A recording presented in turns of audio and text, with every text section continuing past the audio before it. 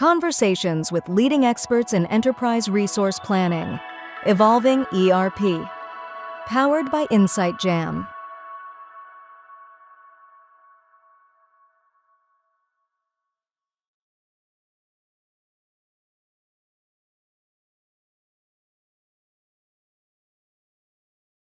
Hello and welcome back to Evolving ERP. We're here for our, I want to say 6th episode now. We're the train's rolling, and we got our returning champion, Dan Aldridge, is back with another new fantastic guest that I'll get to in a minute. But first, what kind of podcast host would I be if I did not invite you right now to go down, like, and subscribe, stay up to date on this show and our whole Insight Jam channel, see everything we've got going on. We're putting out I'm a busy guy this week. We're putting out podcasts every day.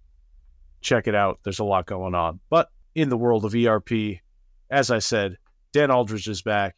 And with him from Rimini Street is Scott Hayes. Welcome to the show, Scott. Hey, thanks, Ryan. Good to be here. Hi, Dan. Hi. So, Scott, seeing as it is your first time on the show, people have heard Dan's backstory, the rich, marvelous backstory. You can go back to episode 1 of the show for that. But Scott, if you could let people know kind of what got you into ERP, I'm finding in hosting the show, there are a lot of different paths that people take. Usually people did not go to school and got their doctorate in ERP. What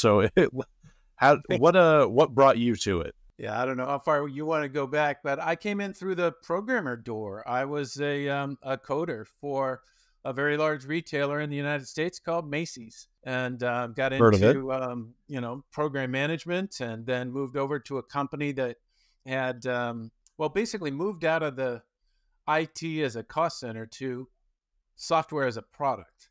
And so then I worked for a small ERP software provider back in the 1990s, and just moved on from there. So I was program management and product management, and then product marketing, and I've stayed in product marketing and ERP for, last 20 plus years. All right. So you're coming in the programming and Macy's angle. We have not heard that one yet. I'm going to have to put I was going to say I'd have to put a bingo board together, but no one would win because every single one is so completely different. Yeah, exactly. Which is part of what I find interesting about this. But Dan, I was listening to you and Scott talk before the episode. Hopefully you haven't burned all that great stuff you were talking about. But I'm going to hop out of the way and let you guys get into it so people don't have to hear my voice anymore and they can hear your amazing ERP insights. So take it away, Dan. Well, Scott, I would like to start off by just saying that I'd like to learn more about what Rimini Street does. Yep. I know the basics. I also know that you've brought up in our conversations a couple of things that even surprised me. I didn't know that, about the subscription versus the on-premise and cloud versus on-premise, different kinds of the scenarios that you could do. So why don't you tell me a little bit about that? And then I want to ask you about a couple things like your article, I'm breaking up SAP, I'm breaking up. So. Yeah, that sounds good, Dan.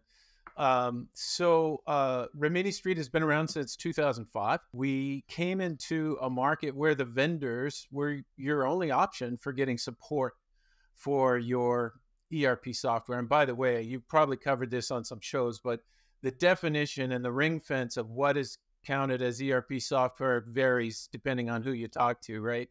So at its core, almost, I would say every ERP solution has financials at its core, but then they're going to maybe run some operations. Some CRM is sometimes included in part of an ERP stack, HCM, human capital management sometimes. So I throw a pretty wide net around ERP, but we'll get into later about, what's the best way to put fish into that net, if you will. And Rimini Street's place was, the vendors are doing a couple of things wrong. They're charging a lot of money. As you know, it kind of started at 15% of your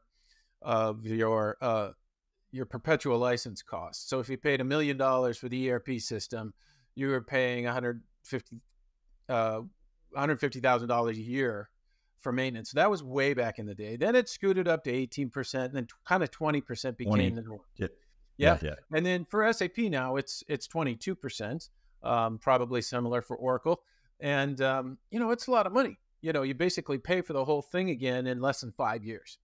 But, you do get support. You do get updates from your vendor. And for a time, you were getting a lot of new features. So with every new release, it was kind of exciting. They were adding this feature, that feature, and it was really getting feature rich. Well, you get around to, 2010 or so, and these things are really mature and they're really feature rich. And so really all you're getting with support is, support. You're getting things fixed. You're getting updates to tax, legal, and regulatory issues. You're getting some security capabilities, or at least some patches to things that were going wrong. But you were still paying 22%. And it looked like in order to get to the next level, you were going to have to repurchase the software. All of a sudden, these perpetual licenses, and that's, you asked about this, the perpetual licensing was, I pay one time for my license and I can use it into perpetuity, whether or not I'm paying the vendor for support. And that gave you the option then of choosing somebody else for support. Well, that's where Rimini Street came in. We just felt that there was too much cost going in, not enough new functionality coming together, and not enough flexibility, because oftentimes if something went bump in the night with the software, a vendor might say, oh, yeah, we're aware of that. We fixed it in Service Pack 9. Oh, but we're running Service Pack 6. Oh, well, all you need to do is upgrade to Service Pack 9. And it was that all you need to do. Yeah, press this button. And those upgrades, when you're talking about an upgrade of an ERP system that is highly customized, then all kinds of things can go wrong. And at minimum, there's a tremendous amount of regression testing you have to do. So the cost of doing upgrades, we did some research on this, and we found that they're typically about 40% of your annual maintenance fee. Again, if you paid $1 million for the software, then you're paying $100,000 a year, $200,000 a year for the maintenance at 20%. Then you were spending another $80,000 a year for upgrades. And you may not upgrade every year, but they're expensive. So, averaging out is about $80,000 a year. And so what Rimini Street came in and did was said a bunch of things. One, we can provide support for less. So we immediately started providing full support from Rimini Street for half of the cost that you were paying the vendor. Wow. Number two, we would support your software, whatever release you're on when you came to Rimini Street, for 15 years, which is far longer than the average lifespan of an ERP system. Number three, we'd support your customizations. So when we onboarded a client, we'd sic some engineers on the entire environment to really understand not only the core software, which we knew, because we had expert engineers in it, but we would seek to understand your customizations, and we would support those. And those are an area where things really can go wrong. And it's not been run and tested by the software vendor. There's not thousands of customers running that customization. It's pretty unique. And so those are areas that can have problems. So we take care of that. So we covered all of that. Plus, we would provide tax, legal, and regulatory updates for that old version or that current version you were running for whatever jurisdictions you're in. And then finally, we would also provide security solutions so that you didn't have to worry about, not getting security patches from your vendor. Now, there's nothing wrong with security patches from the vendor. We just took a different approach to mitigating risk from a security perspective. So that's how we grew the company. And I joined in 2019. And since then, we've eclipsed $400 million a year in revenue. We've served over 5,600 clients. We're a public company now, have just over 2,100 employees around the world. And we obviously hit on a nerve. I would say that right now your services are very interesting because in the context of the vendors, and I'm thinking about SAP, which is the subject of your article about the breakup, is that they've imposed deadlines like the 2025 for getting the older versions of ECC up to the EHP. I think it's 6 or so by end of 2025, which is probably pretty aggressive even just for that part. Yeah, that's and the then EHP, the big one is 0 to 5. 0 to 5 has a 0 to 5 to date. 6. That's right. And then EHP 6, 7, 8 has a 2027 deadline. Yeah, that's the big one, right? The 2027, where they have politely told you you're moving to S4HANA or out, or or some other alternative where you can keep your on-prem. Because it seems that SAP, well, I mean, for obvious reasons, would like you to go to S4HANA in the cloud. They still have options for S4HANA on-prem, which they probably, don't stress or don't tell you about, because then you're not having to move to subscription in that scenario, right? So I think this is probably a really good proposition for a company that's considering a transformation and is really worried about these deadlines and changing their subscription model from, I mean, it's a huge, that model is, it's more expensive too in the long run, right? You go from CapEx to OpEx, and that becomes yet more expensive. But also, I think the main thing is just the time crunch and the resource crunch.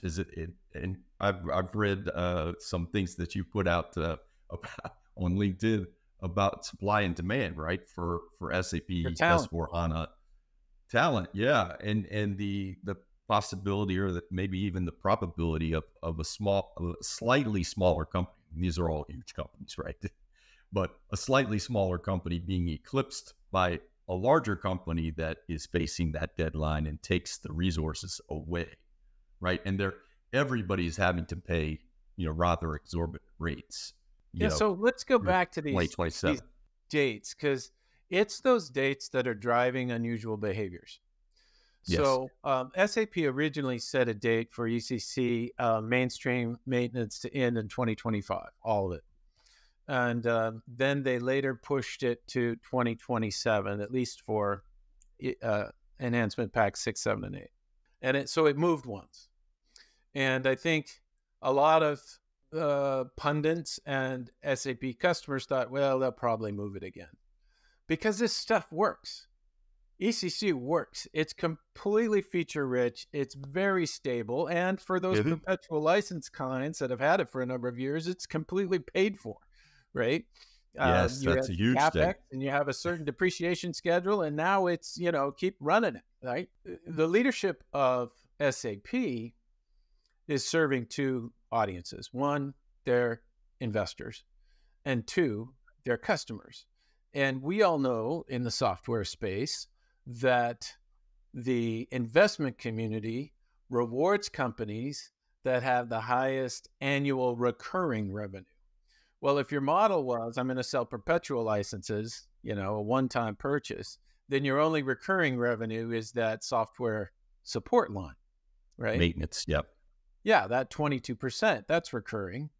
Well, SAP has looked after their investors and said, we can convert that 22% annual maintenance line to a full SaaS subscription and extract 2 times to 3 times the revenue from our same client base. Okay. It's attractive. Now, it's attractive to investors, right? To investors, yeah. Yeah. Now, are you getting more for that? Well, yeah, because you get yes and no. You get the right to run your software. That's part of SaaS, right? But only as long as you keep paying the rent. When you had a perpetual license, you owned it and could run it to the wheels fall off. You didn't have to rent it again. You didn't have to rent it. Yeah, you own the house.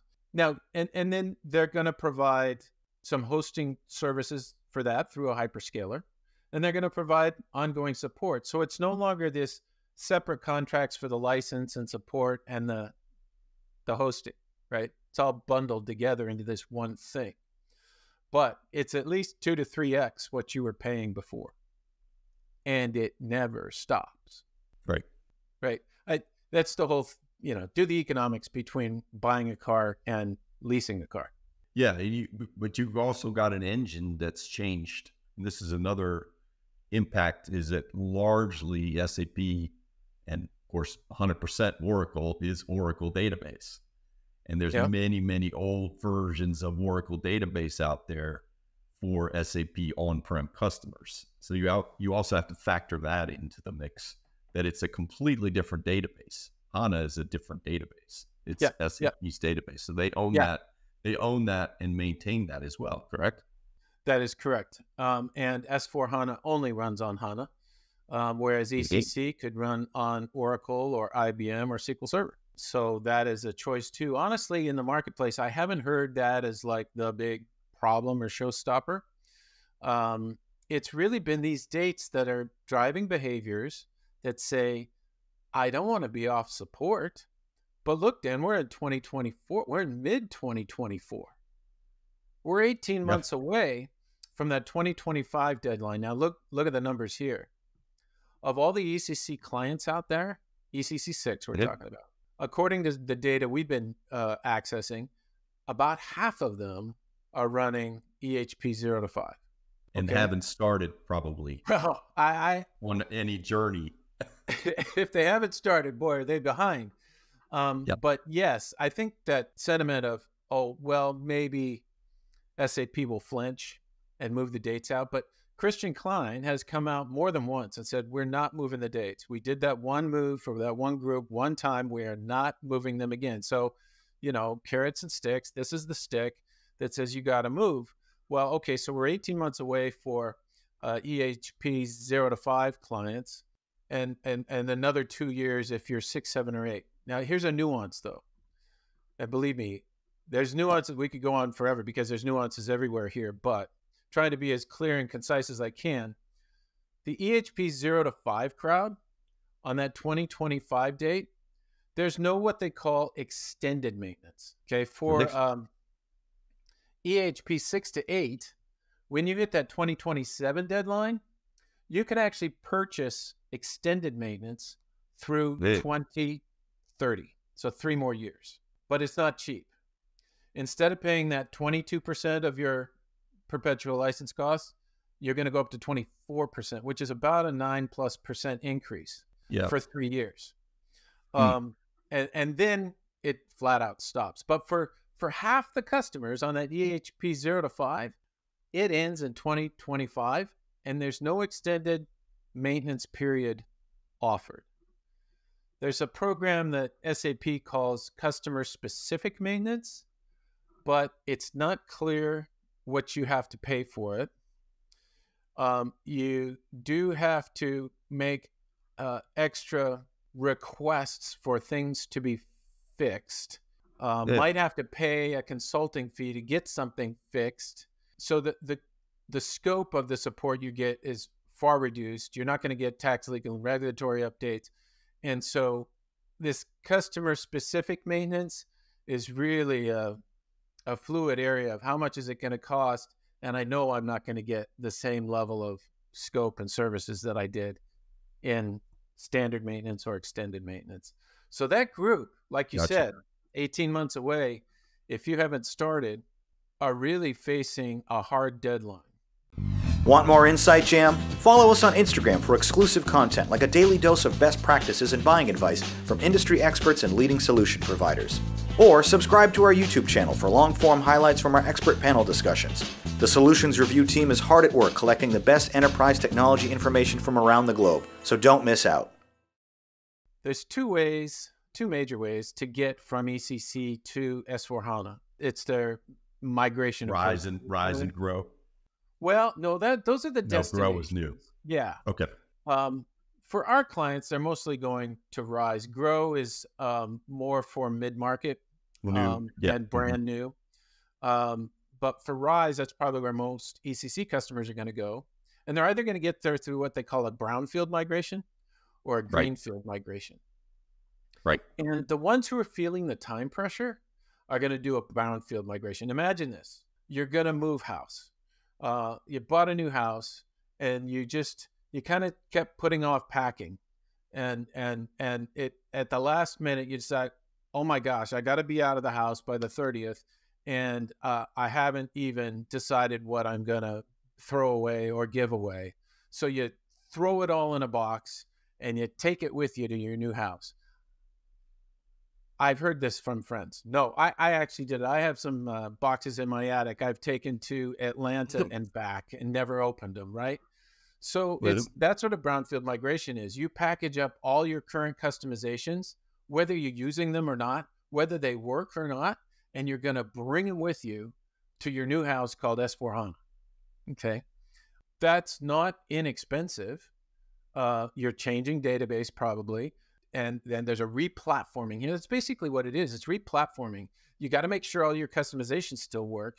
And then, after that, let's call it 6 months to a year, best case project, you fire it up in production. And on Monday morning, none of your users know that anything's happened.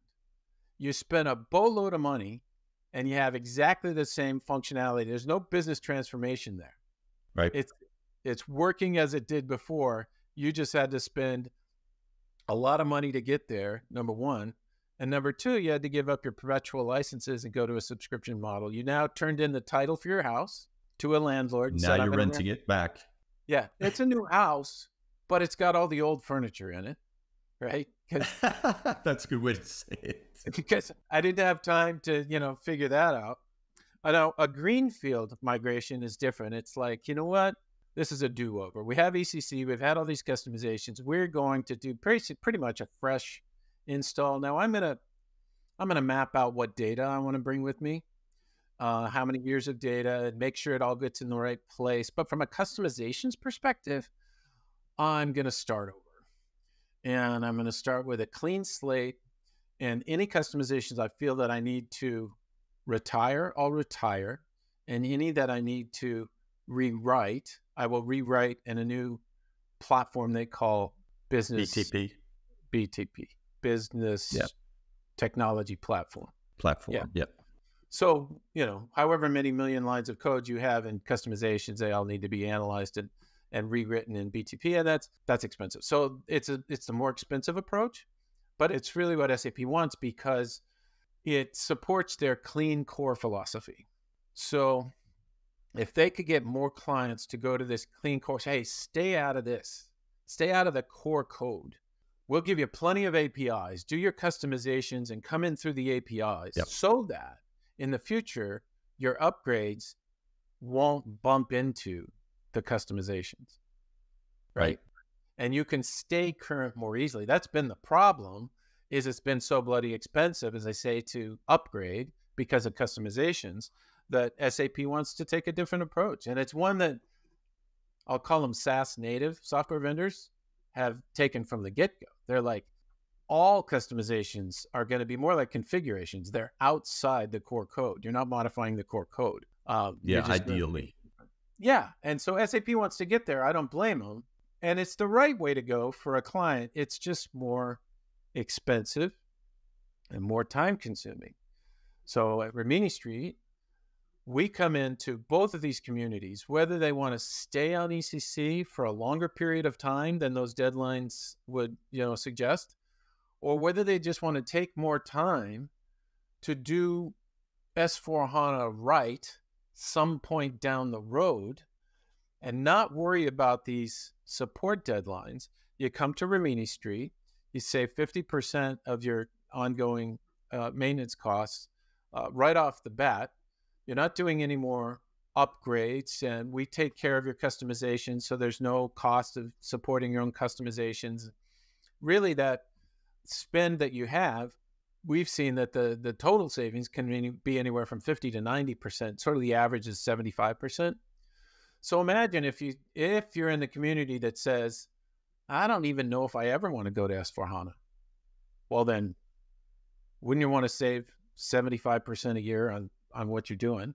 Or if you're in the community that says, eventually I want to get to S/4HANA, but I want to do it right. Well, then why not start saving money right now? Join a company like Rimini Street. Yeah. We'll help you with your customization. That's what I was going to say too. Even help you do that analysis. And then, move down the road when you can do it and do it right.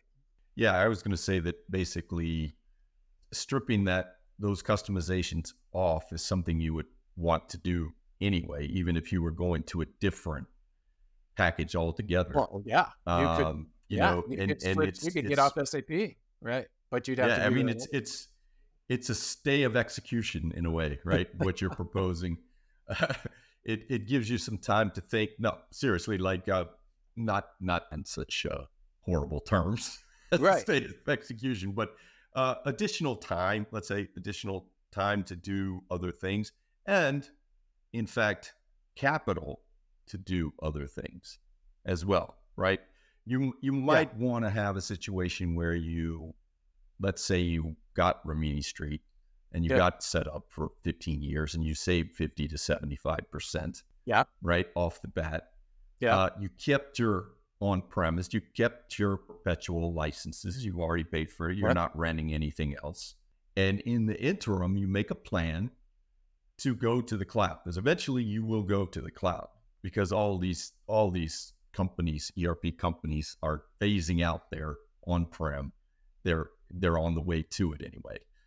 It makes sense for a lot of reasons, but you can make a plan, even if it's SAP, it could be S/4HANA, it could be something else, to make a plan for that.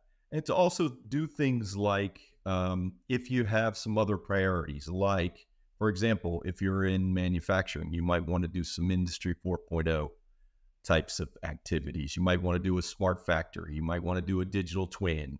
You might do lots of things where you don't have to spend 50 to 75% of your big ERP system, right? You might want to reallocate it away from that. Not start renting anything right away, but have a plan. I think you still should have a plan. And I'm in the cloud ERP business, right? So I have to be a proponent of cloud ERP in the long term, but in a sensible way, right? To move when you're ready to move in a sort of a way to, my friend Vinny Merchandani calls it cloud fencing. So you move on the edges, you move to put in cloud applications. And it doesn't have to be just ERP, but it can be ERP if you're expanding. Let's say you're working with a private equity and you're acquiring companies and they have other ERP systems. You might want to put a standard ERP system that's, let's say less expensive and more mobile and more agile than an S/4HANA even, into those new situations, right? Like a tier 2 approach, tier 1, tier 2. Exactly. That's a keep multi-tier S/4HANA at the mothership, but these other business units that you're acquiring or have around the world could run something that's a little more streamlined, a little more affordable, perhaps a little more modern, and can do the job, right? It can do the job. And then you feed all the functionality. Yeah, I think that's a very common sense, reasonable approach. And, because I'm in marketing now, I don't have to have a sales hat to say, this ERP is better than this ERP. I mean, I think that we have a couple good ones. We have Infor and NetSuite, but a couple of alternative ones. But I will say, in fairness, functionality is very similar. Maturity of the products is very similar. Maybe the interface is a little different, more or less modern, but at the end of the day, it will do the job. And so you can do a tier 1, tier 2 type of implementation of the cloud. And another thing you can do, and I think you've even written about this, I think I've seen some things about this in the Rimini Street literature, is a composable approach.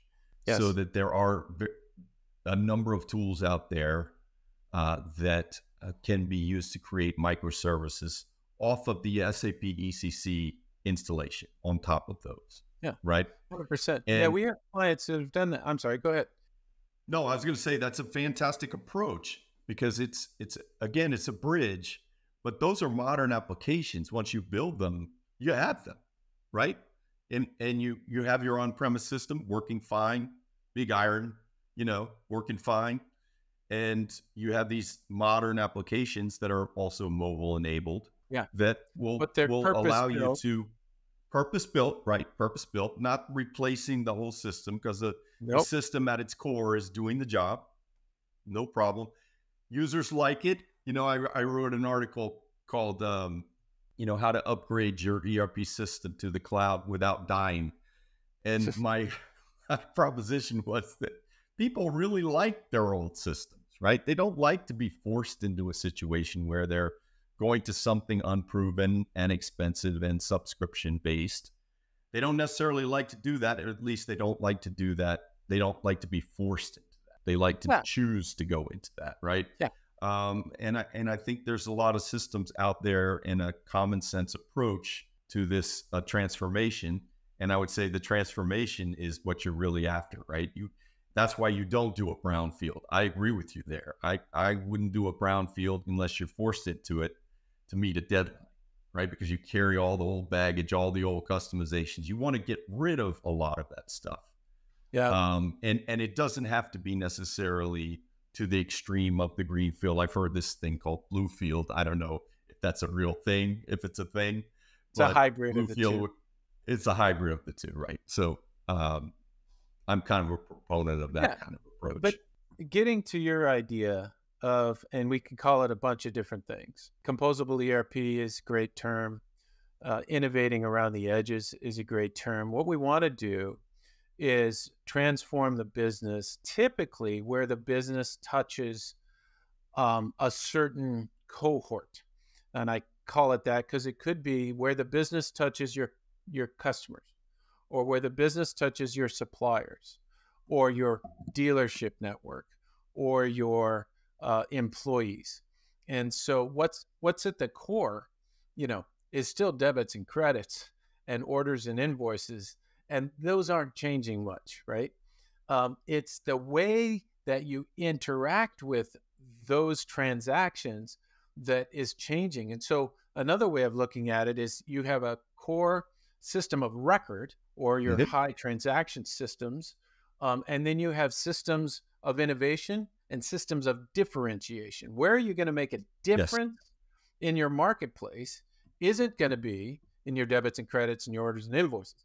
It's going to be in the way that you interact. So it's like this giant tree, and that core ERP is the trunk of it.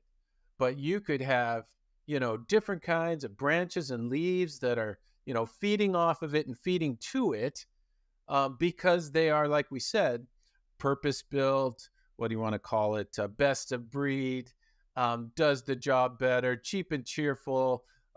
Those are the kinds of things that make great SaaS offerings, because you could easily swap one out in the course of a year or 2 years if it's not working for you. Taking the trunk of that giant oak tree and putting it in a SaaS model, it's not something you're going to swap out every year or two. Right. And so SaaS is great because it's got low barrier to entry, low barrier to exit, right? I want to swap out this system of engagement with my customers. Well, I could do that. But the problem with that big trunk of an ERP is that there's not a low barrier to exit. Switching out an ERP system is not easy. So you're kind of locked into that. Now you can make that leap. It's not cheap, but you can do that. Or like we said, kind of roll into this tier 1, tier 2 thing. I think that's great. But what we want to do, we call it self-funding innovation. So SAP is continuing to innovate with S/4HANA and some of the things that they're offering once you get there. They're not offering some of their greatest new enhancements, the ones they really show off at the big shows. Those aren't going to be offered to the customers that moved to S/4HANA early on and kept their perpetual licenses and deployed S/4HANA on-prem, like good soldiers. On-prem. Yep. They didn't offer it to those folks today. They're not going to be offered the AI, the Gen AI, the new sustainability Green Ledger stuff. Yeah. Yeah. So you're no longer in this place where, hey, it used to be that I bought a perpetual license, I paid for annual maintenance, and with that annual maintenance, whatever they produced, apart from, a whole new module or something they acquired, new functionality was coming with the territory. This was put in there. Yeah. Now it's tiers of that. So they have a basic package, a premium package, and a premium plus package. So not only are you going to convert, 2x, 3x your cost to a certain equivalent set of functionality. If you want to get that premium plus package with the AI and the Gen AI, you're going to have to pay what we've heard is about 30% more than that. Now, it's not just a cost thing. It's a timing thing. When are you actually going to get that? And what are you going to get? So when I say AI, Gen AI, that's just technology. But what is it going to do for me? And what are the capabilities, the use cases that SAP is going to deliver? Are those the ones that are going to make me different from my competitors? Are those the ones that we really need to gain new efficiencies in our multinational business or whatever? I don't know. So our point is, buy yourself some time, save yourself a bunch of some money, self-fund innovation right now. AI is available right now. You can do AI in and around ECC. We have clients who are doing this today. Why wait for SAP to maybe deliver what you want with AI and pay all the money to get there and all the extra money, to get access to it? We say, innovate now. This is something that's not widely known. Okay. Is the fact that you can do Gen AI on an on-premise system. Sure. I don't think that that's widely known. I think it's pretty much the purview of the cloud systems, or at least that's what people believe. Well, I think so. And you could probably go read about what could you do with AI with an on-prem system. And there are some who say, yeah, you can do it. I'm not an AI expert, and perhaps some of these large language learning models where you're getting the benefit of sort of a crowdsourced benchmark data set that's far beyond your own data, obviously would require the cloud. But if you just want to use the intelligence of AI against the data you already have, then absolutely, you don't necessarily have to lift and shift your whole solution to the cloud. But like you said, you're a cloud ERP proponent. Cool. If you're done running a data center and you want your current ERP that you keep your perpetual licenses, you want to put it on the cloud, fine. We have clients that do that. We help them do it. Lift and shift, we call it, where you take your data center and you just basically make that thing happen inside of AWS or Azure or Google Cloud platforms. This is another thing that I don't think people know widely. That you could do that? You have that option. Yeah, the fact that you have that option to keep your on-premise, bring your own license with your perpetual licenses. That's something huge. Potentially. Yeah. So what you're renting then is compute power, right? You own your licenses. It used to be you owned your data center computers, right? And now keep your ownership of your licenses and bring those titles over to a rented facility, and you're renting now compute power from AWS. So that could be various hyperscalers, right? So that could be an AWS or an Azure or something like that, right? Yeah, it's essentially a hosting play, and there are other providers out there that are basically, we've just got hosting going on, and they have different value props. I think if you redeployed your system on an AWS or Google or an Azure, you're actually a step closer to the AI that runs from those companies. And there may be some benefits there where you just have just a closer access to perhaps some, better response time for the kinds of AI that they might be offering. And so that's maybe one reason to move everything to the cloud, besides getting out of the data center business. Yeah, I think that's generally a good idea to get out of the data center business. Although Oracle seems to be going in the opposite direction. They're building a whole bunch of new data centers, so you use their data centers, I guess. But, exactly. It's anyway. A rental income, right? Rental income, that's right. And they always had some pretty stiff maintenance as well.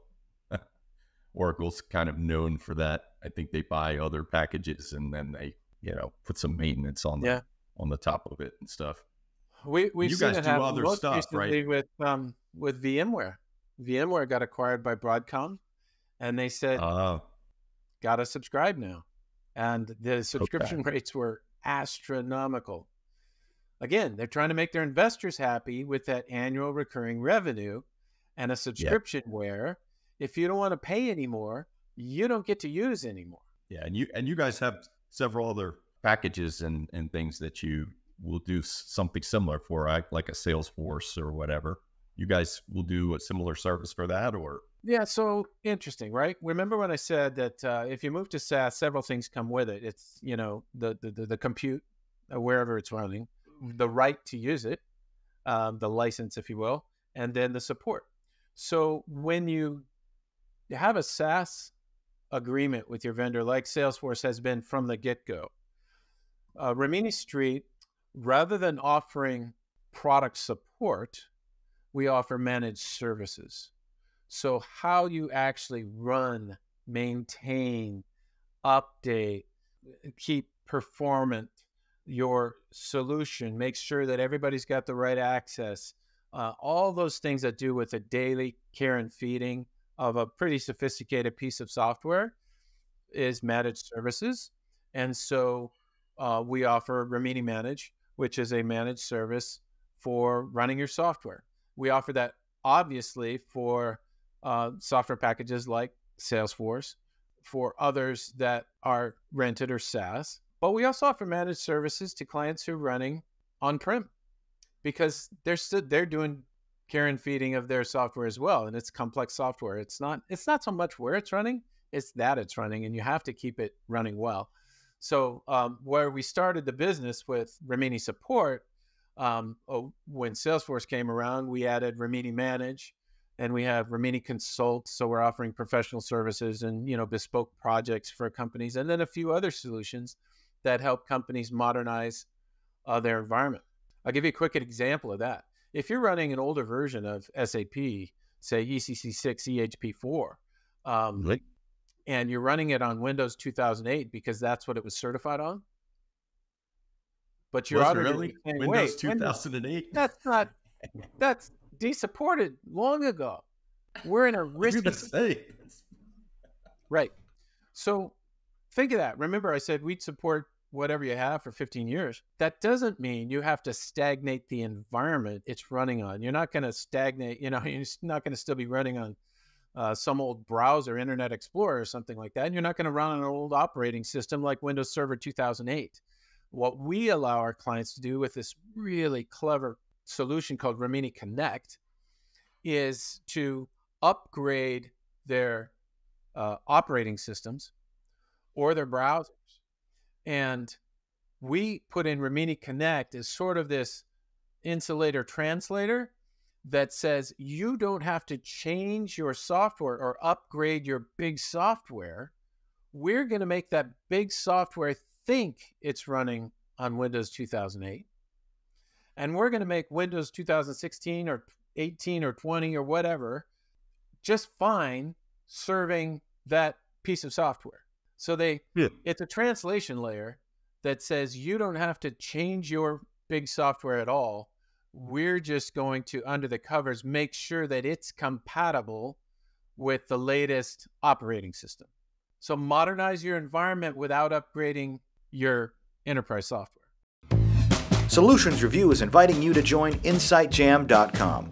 What started a few years ago as a social media event to celebrate enterprise technology has now grown into an always-on tech community with live events, discussions, videos, vendor showcases, and industry resources.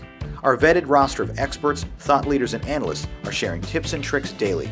So if you're interested in getting involved, join the long list of companies and brands who have already participated by visiting InsightJam.com today. Well, it's been very interesting, Scott, having you on. It's been fantastic.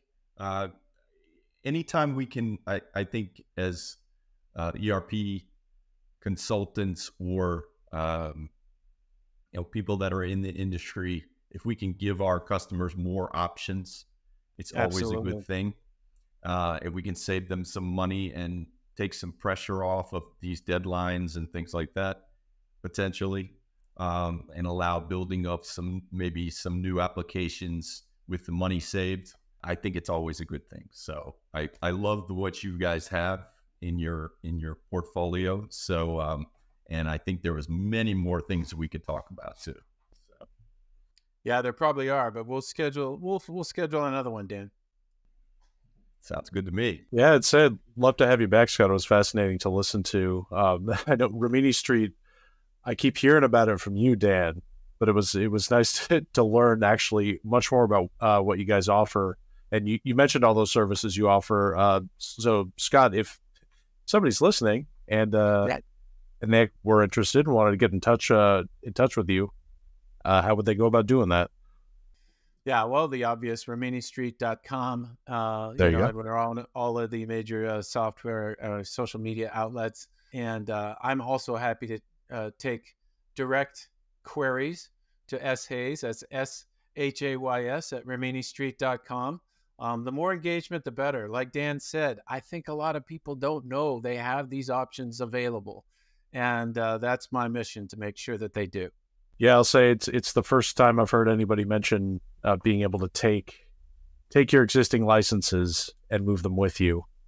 No one on the show's talked about that yet. So if for nothing else, thank you for elucidating that. This is good stuff.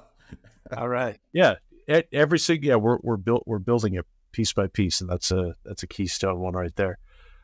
So Dan, I assume your contact is all the same, but in case it's always somebody's first episode listening, so why don't you let them know? So my company is PCG.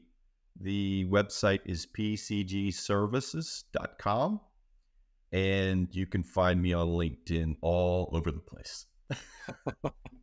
Yeah, check out some of those articles. You'll see Dan always includes some fun art with his. If you see a Terminator shooting at you, it's probably Dan.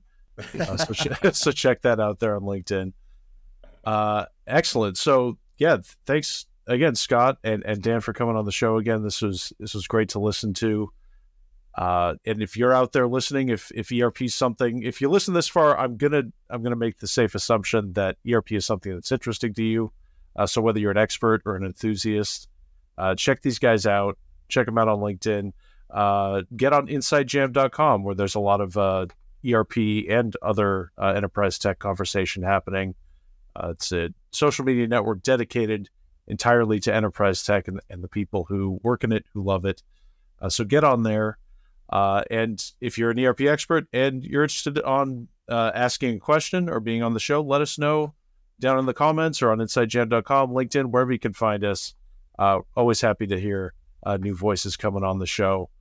And again, congrats on 300K subscribers. Oh, thank you very much. Yes. Amazing. Wow. Dynamite segue, Dan. So yes, if you'd like to be one of those subscribers, help us get to 400,000 and beyond. There you go. Right down there. Go below. Hit that bell.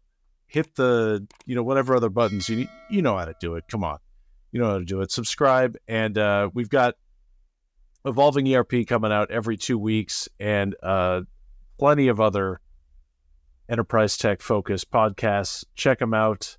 And also, we've got our in September, our next mini jam is coming up. Our Insight Jam mini jam. We'll have panels of experts in cybersecurity, work tech, all kinds of things. So do come check that out. And those videos, the full length and select nuggets of tasty information will be right here on Insight Jam too. So subscribe to stay up to date on those. So for Dan Aldridge and Scott Hayes, I'm Ryan Daly. We'll see you next in 2 weeks. Come back and listen to some ERP. We'll see you then. Thanks, guys. Thanks, guys. Bye-bye.